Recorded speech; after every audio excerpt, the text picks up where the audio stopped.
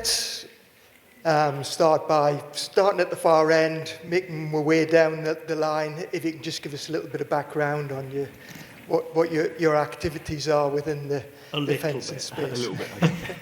Yeah, so I'm Wing Commander Dave Black. I'm a communications electronics engineer in the RAF and probably spent the best part of 27 years dealing with military SATCOM, commercial SATCOM, and the broader operationalisation, if you like, of the space domain.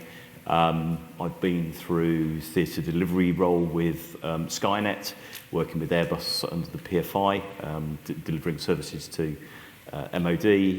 Then went on to more recently lead the SKYNET Enduring Capability Programme within Defence Digital. And now I work in what we call the Satellite Filings Management Team in Space Command, where I act as the main regulatory interface between MOD and Ofcom into the ITU with matters regarding satellite positioning and spectrum management, those sorts of things. Okay, very quickly, Pete Lymn. I'm an acquisition specialist, engineer by trade, but that was a long time ago. I'm more of a generalist now, but an acquisition specialist. I've bought everything from toilet rolls, and I'm not joking, through to satellites and submarines. So I can talk about how hard it is to buy things, but don't ask me any technical questions, otherwise I'll refer to Dave. Hi, good morning everybody. Nick Bolan, so I'm the Mil Space Capability Lead in Airbus Defence and Space. Just in terms of my background, a bit like Dave really, so I was a comms and electronics engineer in the Royal Air Force for only 17 years, so early career was very much focused on operational delivery, spent a lot of time providing real-life support to places like Bosnia and Afghanistan, and then as my career moved ahead, I moved into more strategic capability development with a focus on C4ISR capability, future space, and specifically Mil Satcom. I've been out in industry for coming up to 4 years now with Airbus, and in my role as Mil Space Capability Lead, I would say I'm probably 80% Mil Satcom focused with a little bit of a look to future ISR capability as well. And really what my role is all about is to look across the future landscape and create some synergy and understand what is it that the future user is seeking to achieve out of future capability, future user requirements. And as a business, what are we doing in terms of joining up systems engineering and R&D to ensure that we are best positioned to offer the best-in-class solutions for the customer at the right point in time? So that is my role, and I'm very happy to be here.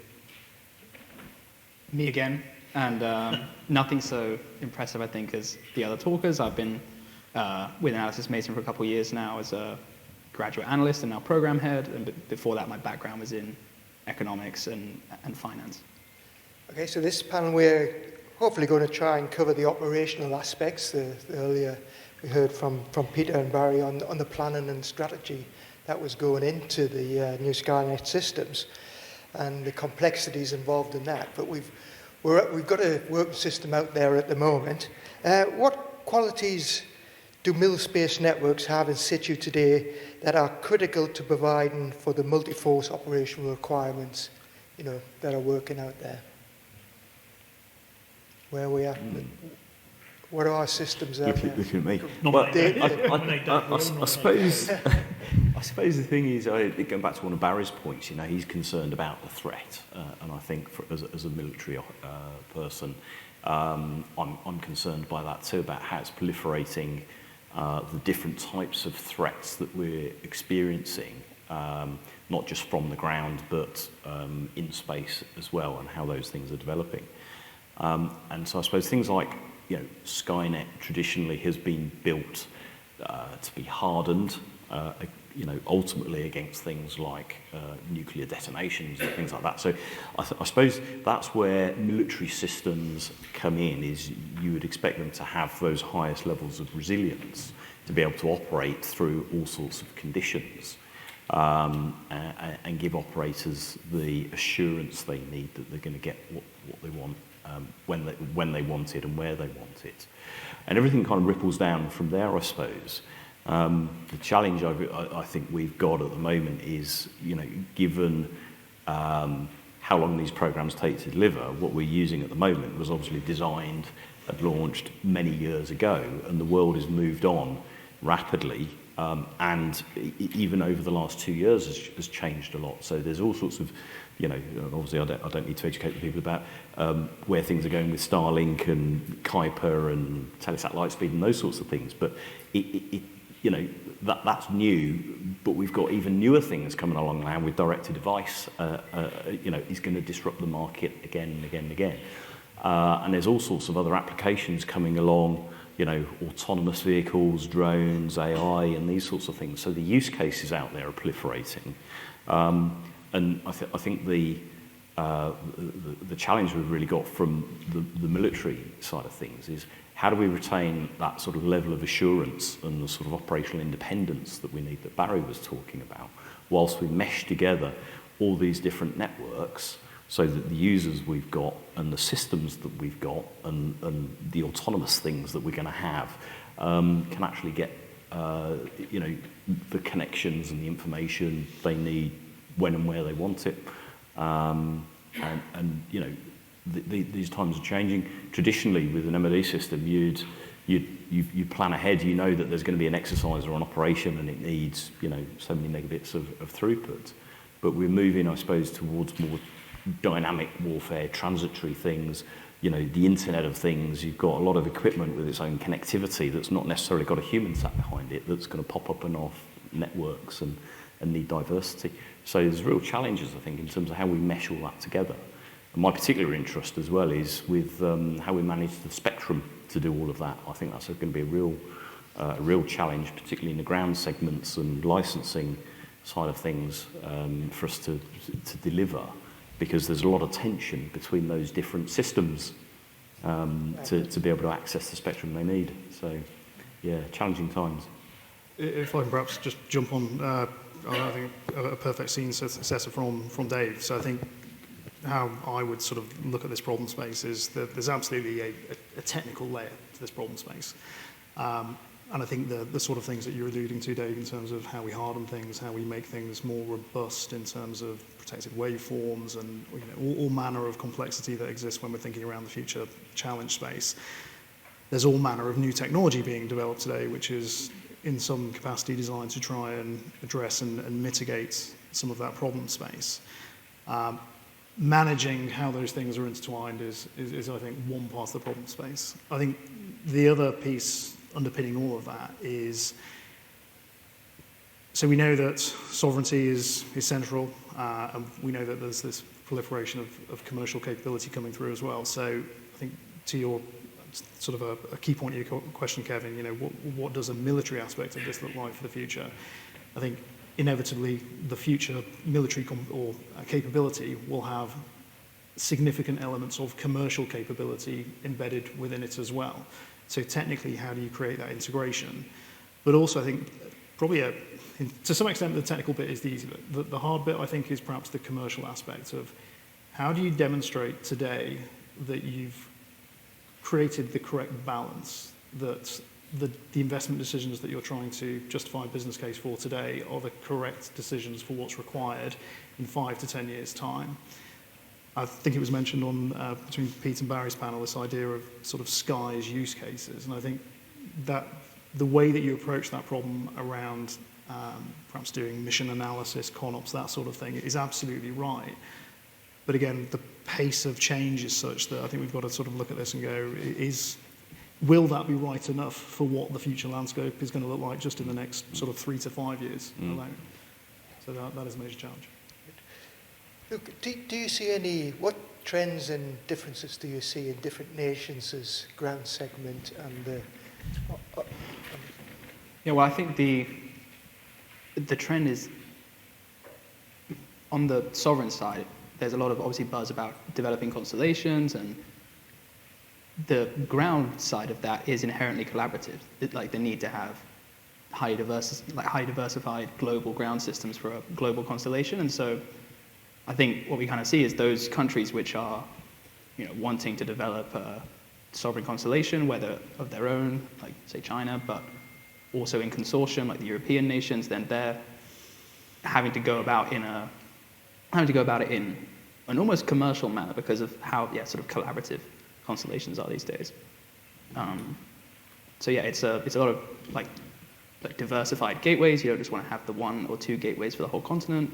Even with ISLs, you need to have several resilient locations for backhauls. So yeah, the trend we kind of see is more and more towards international partnership and leaning on your allies, because no country really has the industrial base to procure end-to-end, like complete constellation supply chain. You know, very few countries have access to the kind of launch you need. Very few countries have even like the upstream rare earth element refinery for semiconductors. So there's a lot of factors that play into it becoming inherently collaborative. It's kind of like a lot of nations are going very nationalistic and, you know, in sort of doing hugs to themselves, and but very few can actually afford to actually go sovereign alone in that respect. But costs, Peter, is government currently receiving value with its spending on the ground segment? Eek. Okay, so I'm going to start by saying, what on earth do we mean by value? So I think it's a thing we struggle to even define. How are we going to measure value?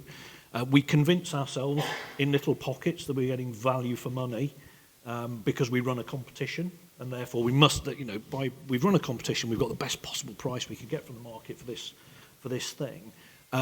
But it's about exploiting it. The value comes from exploiting what you've got and also being reactive. So the value from something can very, very, very quickly diminish.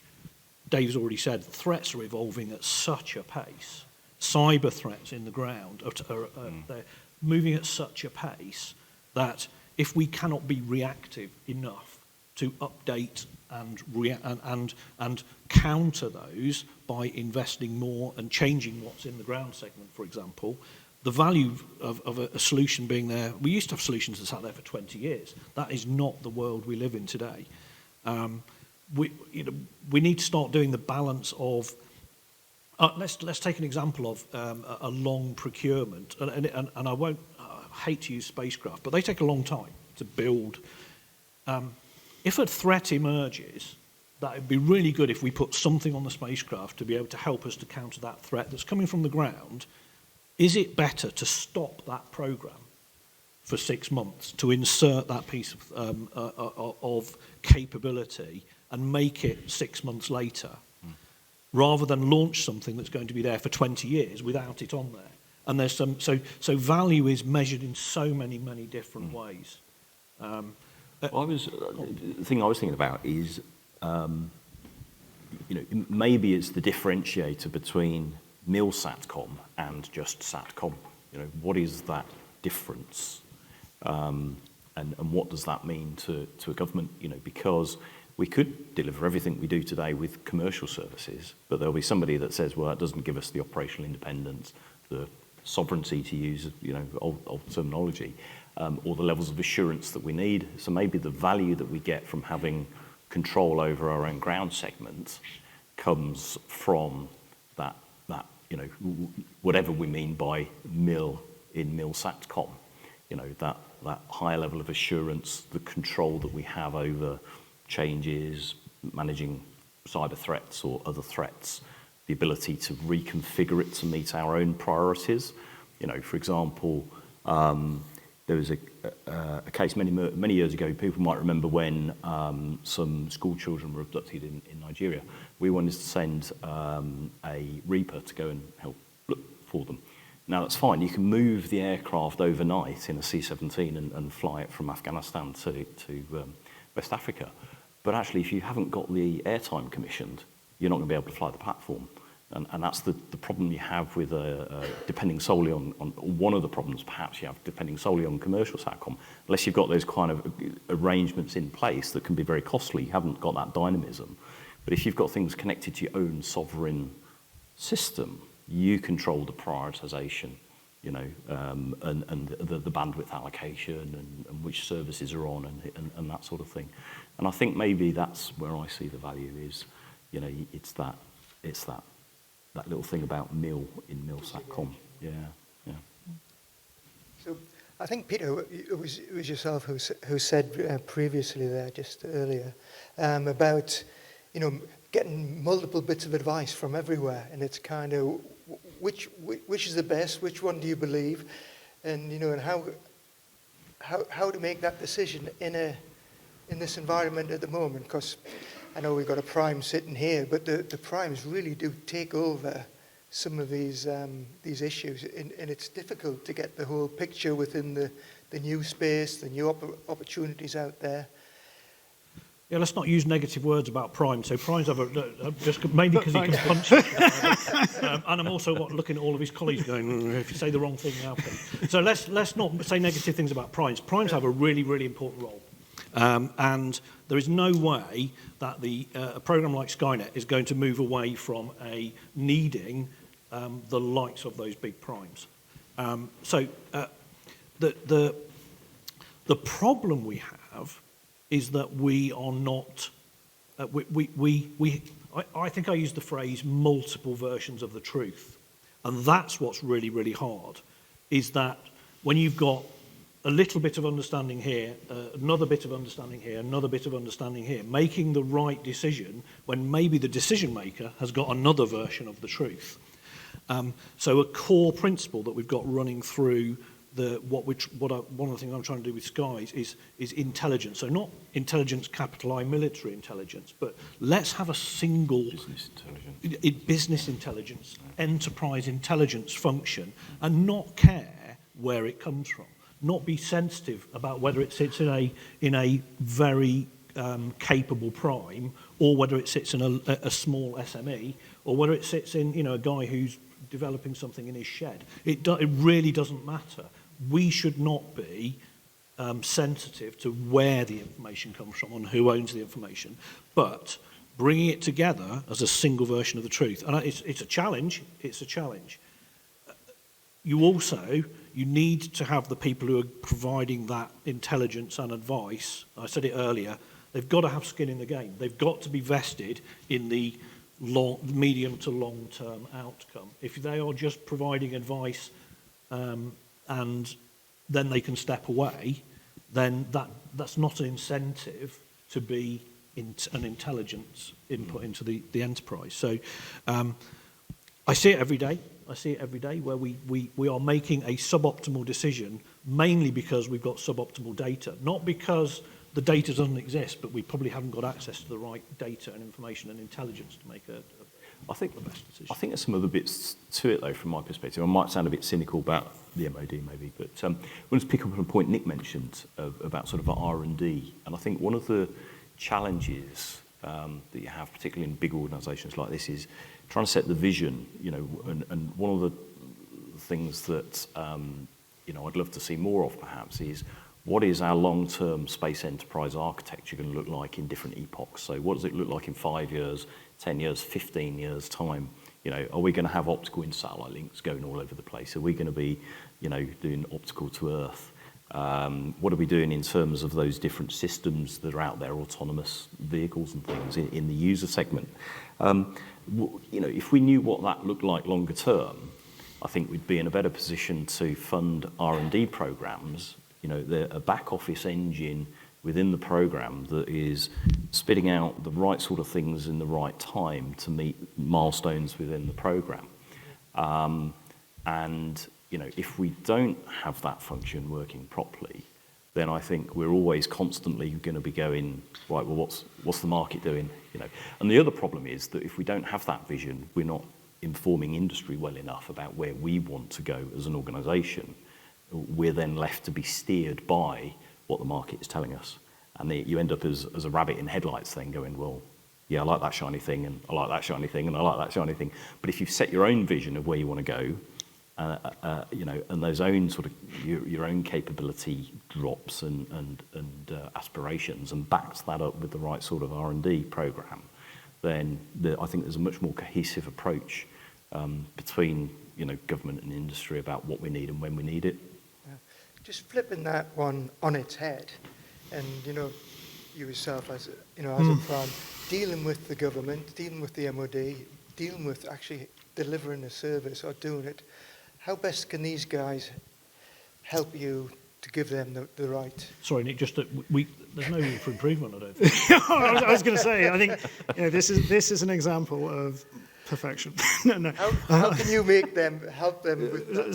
So I think I think it's a really great question, and to pull on perhaps a few of the points. Remember how nice I was about. Yeah, no, absolutely. So I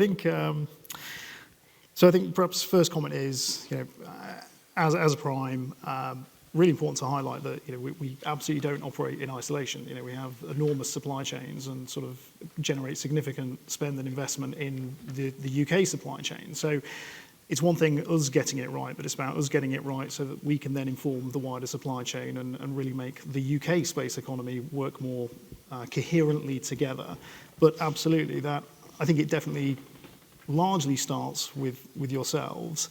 I think from an engineering perspective, a lot of this is about how you set and define requirements and to what extent you want to try and be solution specific versus solution agnostic about things which are extremely complex by virtue of the nature of the level of investment and the level of development. They are a long way out in the future. So fundamentally, trying to be very explicit about something a very long way out creates problems and creates risk for everyone concerned, because sort of from a kind of a golfing analogy, trying to hit the flag and get a hole in one way out in the distance is a real regular occurrence. Is not a problem. Well, yes, it is a problem I have, but it's something which is it requires us to be perhaps broader thinking about what those things that are further off in the distance look like. I think really to the heart of this, what it's about is, when it comes to setting requirements, being really, really focused on what the effect is. So problem statement driven, not to say don't get involved in the technology space, but really, really take that top level God's eye view of the world to really understand fundamentally what are the problems that we are trying to solve here in terms of delivering capability into the hands of the end user. What is it that they are doing today which we see as a challenge in the future? Absolutely, I think there's going to be some technical signposts which you want to be able to engage with industry around to sort of go, we think it looks a bit like this. But I think from an industry perspective, we need to feed that back up as well. So we need that mechanism to be able to engage to say, well, we think the problems actually look like this, this, and this. We'll sort of step out of our swim lane momentarily and perhaps make some observations around where we think there are going to be some fundamental capability level changes. But I think framing the discussion at that level in the first instance is probably a really good starting point. I think when we're getting into the technology space, a lot of this is, again, just an engineering perspective, that ability to bring capabilities together to actually showcase and demonstrate in a way that isn't too commercially or legally constrained, but just have those facilities to actually show you capability in the hands of the end user to really get a sense of, is this actually delivering the sorts of benefits that we think we need to be getting after for the future?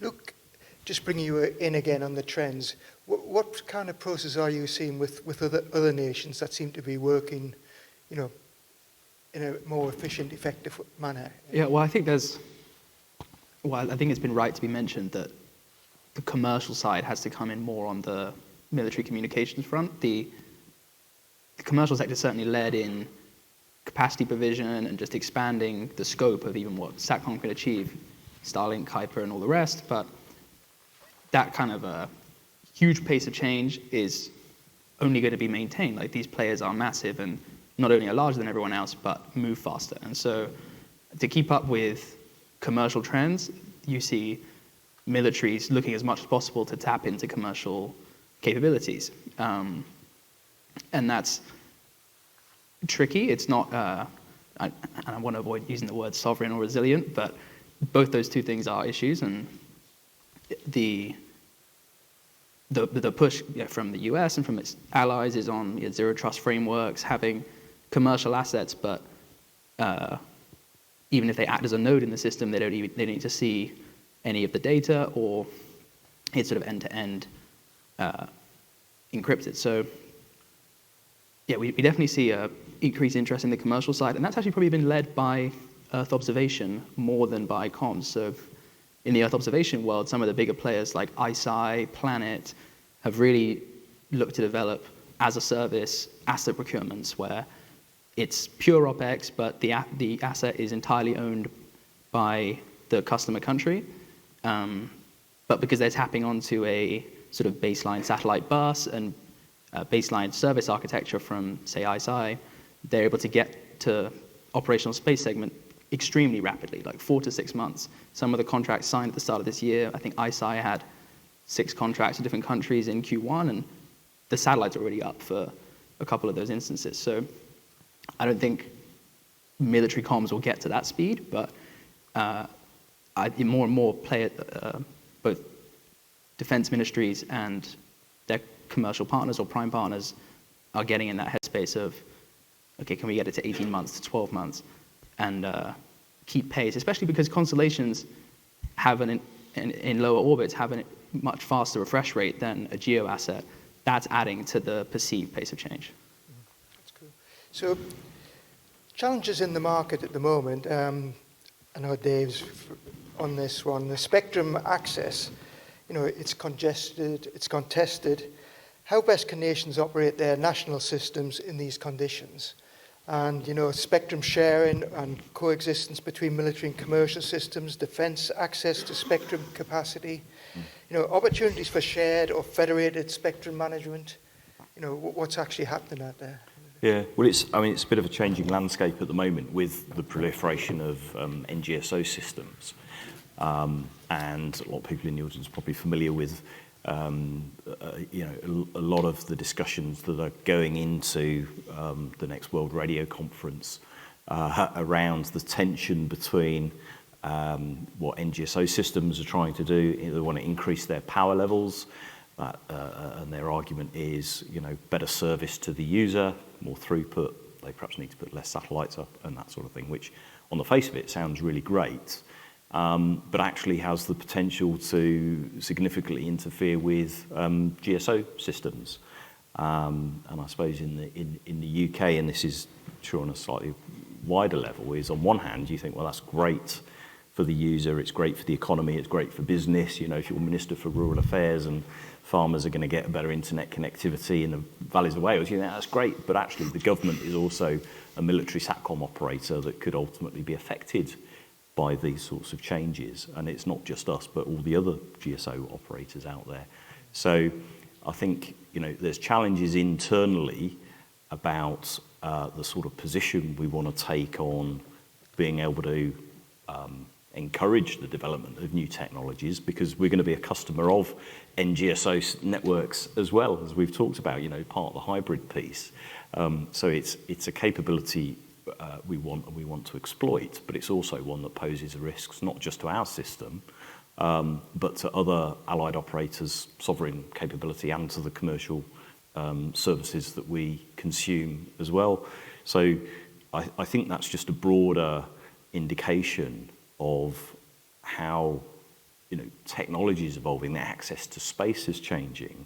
People are wanting to put more and more capabilities up there, and actually how we get the most out of them with traditional ways of managing spectrum is a real challenge, and we're starting to see the early stages of the tensions there between the NGSO and GSO communities that we've got to manage. And I think from a sort of governmental perspective, as there's more and more of a squeeze on access to spectrum, not just because of regulatory changes, but we're seeing a lot of activities, particularly from China, acquiring filings and spectrum as well, which is challenging everybody, not just governments, but commercial sector. We've got, and again, I don't think it's something that's unique to the UK, but there's a lot of countries out there managing aging constellations. Replacement programs haven't come along quite as quickly. There's still a little bit of a fallout from COVID in terms of supply chains. So you're getting people with aging constellations, new ones coming a little bit later. We've got issues there with the management of spectrum as well. So there's a lot of different existential risks and threats to that sort of space. And I think it's going to be more and more important in the future for governments to be able to collaborate and to be able to move between different space segments, because we might not have the capacity we need somewhere because of, you know, for the geeks in the audience, you know, WRC 1.7 or Agenda Item 1.7, you know, where people are trying to get into, you know, X-band frequencies and things like this. So there's a lot of pressure. So I think having the ability to move between different architectures, to be able to go to a different band, if one isn't available where you want to use it, is going to become more and more important. So being able to exploit hybrid architecture, being able to exploit other nations' systems will become more and more important. What happens if LEO or suddenly has the priority over GEO? Well, I suppose that is the promoted, issue. So coexistence is the thing that the ITU are really trying to manage, and there's a delicate balance there, particularly how, you know, with how you know, people are exercising influence over the ITU, I think, and trying to, you know, or even in their own national regulations, are offering advantages to NGSO communities that will affect GEO performance. There's a real delicate balance, I think, between those two that could have quite significant impacts on the performance of GEO. Just sitting here thinking, you always tell me your job's hard. Sounds easy. So, nailed that in 6 months. I think going back to the core of your question, you know, we need to make sure our systems can exploit as much capability as possible, whether that's linking with GEO, MEO, LEO, going across different satellites within our own constellation, going to allied partners, because, you know, the access you want on one system just might not be available when you want it. So having as many alternatives as possible is going to become really important. Yeah. Nick, so looking at the industry on track to support MOD's ambitions, we've just heard that some of these legacy systems in space haven't been replaced as quickly as possible. You know, can we get processes in there with the procurement, as Peter there, you know, so that this doesn't happen? You know, these systems come in on time, they get launched on time, you know, and they do what they say they're supposed to do. So I'll caveat by saying I'm not a commercial expert, that's by any stretch. So, you know, no, as you know well. But so I think, you know, what is key to that question, I guess, is, you know, to what extent almost is commercial a blocker to realising these things. I think, going back to sort of one of the earlier analogies, the getting the technology right is key, but in terms of where the challenges are from an industry perspective, first and foremost, it's getting that synchronization of the demand signal in place correct, I think. It's the, you know, getting that upfront relationship about sort of big strategic contextual problems, and so getting that out to the industry community writ large in such a manner that fosters engagement and collaboration. And actually around that, I think too often I see that perhaps commercial is, you know, it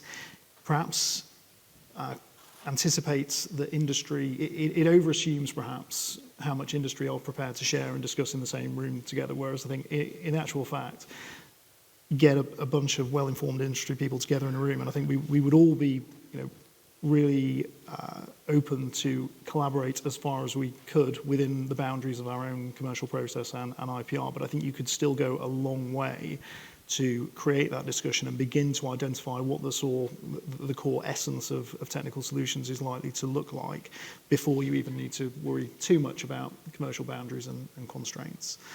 So that's, I guess, the upfront bit. I think, yeah, to be honest, I'll probably pause there, really. I think so there's one tiny small area that we could improve. I mean, to me, the theme that comes out of that is there shouldn't be anybody waiting for us to announce that we want to buy something, or we want to run a competition for a contract for something. If that environment promulgates itself into the next generation of thinking about how we deliver SKYNET, it's the wrong thing. It needs to be an involvement in almost every element of the enterprise. And going back to the, you know, Dave saying, what's the strategic direction? What are the epochs of this architecture look like? Process, technology, all elements of that we should.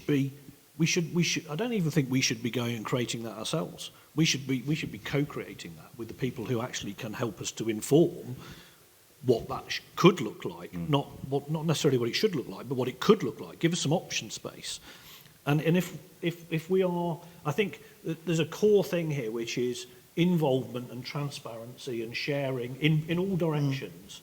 And if we're doing that, then when we actually come to we want to buy a thing, doesn't matter what it is, actually it's in that context of those discussions and those engagements. It's not a surprise. Everybody is able to make better decisions about positioning themselves in the supply chain, positioning themselves with us, positioning themselves with each other. That actually the process probably doesn't need to change massively about the procurement bit, but it will be quicker just because everybody is in a better starting point. And it's about creating. I don't think we should ever have a starting point again. I think is probably where I'm going to, is that it should be a constant thing where the right engagements are happening with the right people often enough and regularly enough that actually we never get to a point where we're starting. No, I absolutely agree with all that. And just to perhaps further add to some of the themes that you've captured there, Pete, I think looking at all of that from a risk perspective, so absolutely recognise the operational risk that ultimately underpins everything that we're discussing here. Yeah. But clearly from an industry perspective, there is risk is created through uncertainty. And I think the way that procurement potentially happens today in terms of giving sort of high-level demand signals and then wait for a long period of time to then suddenly get into quite a fast-moving procurement process which expects to see, okay, we want to go through PQQ into requirements definition and into sort of a very accelerated process of demonstrating that you have the SKYNET, to demonstrating that you have the capability. Potentially that can take place within months in some instances. From an industry perspective, all of that requires that you've got to be thinking and identifying and predicting and anticipating what that's likely to look like potentially 2 years out in advance and making investment decisions 2 years in advance, which is a significant risk to the business if that capability doesn't align with what's been asked for over there. A consideration, a resolution potentially around all that is thinking about how spending, not say more money, but spending some money earlier to see capability, to get a better informed view of what the actual technical solutions are likely to look like, is likely to reduce your overall risk through life. Yes. Yeah, well, I think that's that back office engine I was talking about whirring away. And we see that with the Space Development Agency. If you look at what the US are doing, every week there's a new study, there's a new thing coming out that they want to look at, to help them inform where they're going, but also it sends massive signals to industry about where they're going as well, so that you can invest your own IRAD in things because there's a potential market for it in the future. So I think it works both ways, but and maybe that's an area where there needs to be more of that in the UK, I think. I was just going to say that's why I use the invest word. So if you and Barry mentioned Dragon's Den as a sort of parochial, or the Shark's Tank or whatever it's called in the US. That sort of thing works because the likes of the dragons that sit on that know that 9 out of 10 or 99 out of 100 of their investments probably won't give a massive return, but one of them will give them a big return and they will make millions and millions of pounds. And it's an acceptance as an investor that actually some things aren't going to go very, very well. And it's back to that value question, actually, because there is value in things not working out, as well as things coming to fruition. You learn an awful lot by things not coming to fruition.